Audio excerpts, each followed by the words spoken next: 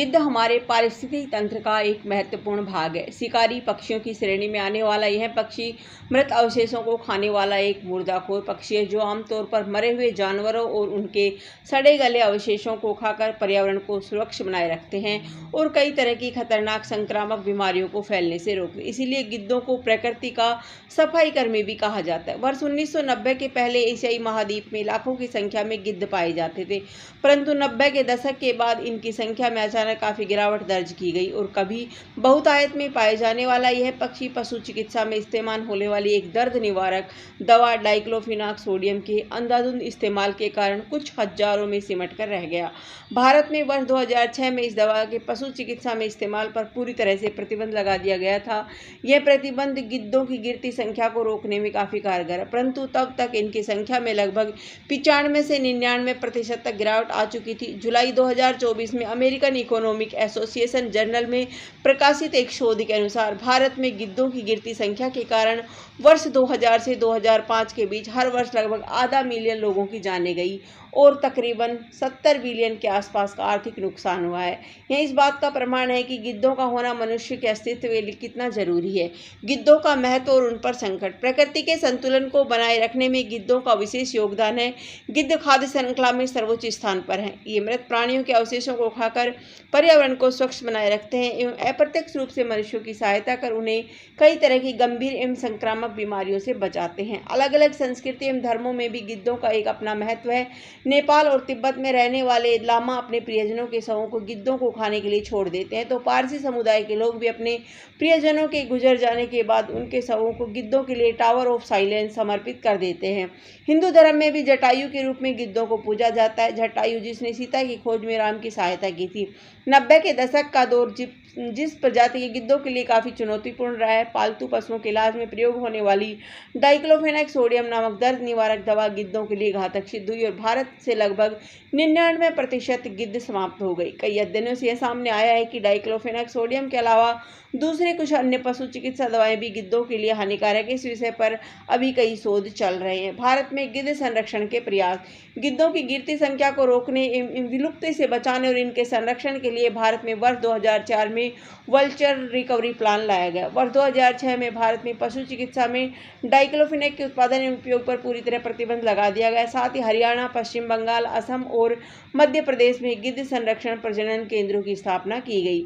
मध्य भारत में गिद्धों की स्थिति एवं संरक्षण। विश्व में गिद्धों की कुल 13 प्रजातियां पाई जाती, जिनमें भारत में गिद्धों की 9 प्रजातियां शामिल है। सफेद पीठ वाला गिद्ध, भारतीय लंबी चोंच वाला गिद्ध, लाल सिलवाड़ा या राज गिद्ध, इजिप्शियन गिद्ध, हिमालयन गिद्ध, यूरेशियन गिद्ध, सिनेरियन गिद्ध, पतली चोंच वाला गिद्ध और बियर्डेड गिद्ध। मध्य भारत के राज्य मध्य प्रदेश, महाराष्ट्र एवं छत्तीसगढ़ में इनसे पतली चोंच वाला गिद्ध और बियर्डेड गिद्ध को छोड़कर अन्य सभी 7 प्रजातियां उपस्थित है। पिछले कुछ वर्षों में गिद्धों के संरक्षण के लिए किए गए प्रयासों का भी असर मध्य भारत में भी देखने को मिला। यहाँ पर भी इनकी संख्या में पहले की अपेक्षा काफी सुधार हुआ है। अगर इन तीनों राज्यों की बात करें तो गिद्धों के संरक्षण हेतु मध्य प्रदेश में काफी सराहनीय प्रयास हुए हैं और बाघ की तरह गिद्धों की संख्या के मामले में मध्य प्रदेश देश में अग्रणी है। प्रदेश में गिद्ध गणना की शुरुआत वर्ष 2010 में पन्ना टाइगर रिजर्व से हुई थी। वर्ष 2014 में मध्य प्रदेश के वन विहार राष्ट्रीय उद्यान में एक गिद्ध संरक्षण एवं प्रजनन केंद्र की स्थापना की गई। वर्ष 2016 से मध्य प्रदेश वन विभाग द्वारा हर 2 से 3 वर्ष में गिद्धों की गणना का आयोजन किया जाता है। हाल ही में फरवरी 2024 में आयोजित प्रदेश व्यापी गिद्ध गणना के आंकड़ों के अनुसार मध्य प्रदेश में गिद्धों की संख्या 10,000 से भी अधिक पहुंच गई, जबकि वर्ष 2021 की गणना में लगभग 9,400 गिद्ध पाए गए थे। मध्य प्रदेश में गिद्धों की संख्या में यह संतोषजनक वृद्धि कई तरह के संरक्षण कार्यों का परिणाम है। वर्तमान में मध्य प्रदेश की तरह महाराष्ट्र में भी गिद्ध संरक्षण के क्षेत्र में काफी सराहनीय कार्य किए जा रहे हैं। अक्टूबर 2023 में पेंच टाइगर रिजर्व महाराष्ट्र में एक गिद्ध आइवरी की शुरुआत की गई थी। साथ ही ताडोबा टाइगर रिजर्व में जनवरी 2024 में गिद्धों के संरक्षण केंद्र की स्थापना की गई, जहां से हाल में रेडियो टैग किए गए 20 सफेद पीठ वाले गिद्धों को जंगल में छोड़ा गया और साथ ही इनकी गतिविधियों की लगातार मॉनिटरिंग भी की जा रही है। छत्तीसगढ़ में अचानक कमार टाइगर रिजर्व के पास ओरा पानी में भी भारतीय गिद्धों के संरक्षण की दिशा में कार्य किए जा रहे हैं। इला फाउंडेशन के द्वारा 2015 में जारी एक रिपोर्ट के अनुसार महाराष्ट्र के पूर्वी भाग, गोंदिया और गढ़चिरौली पश्चिमी घाट क्षेत्र में गिद्धों के प्राकृतिक आवास स्थल है। वहीं छत्तीसगढ़ में पक्षी वैज्ञानिक डॉक्टर M.K. भरोस द्वारा 2014 में जारी एक रिपोर्ट के अनुसार राज्य के कुछ स्थानों में गिद्धों के उपयुक्त प्राकृतिक आवास स्थल है, परंतु मध्य प्रदेश की तरह महाराष्ट्र एवं छत्तीसगढ़ में इनकी वर्तमान स्थिति के बारे में कोई खास जानकारी उपलब्ध नहीं है। दोनों राज्यों को भविष्य में गिद्धों के संरक्षण के लिए किसी भी तरह की योजना बनाने के लिए इनकी वर्तमान स्थिति के आकलन की आवश्यकता है। मध्य प्रदेश में केन बेतवा लिंक परियोजना के चलते पन्ना टाइगर रिजर्व में भारतीय गिद्धों के आवास का एक बहुत बड़ा हिस्सा खतरे में है।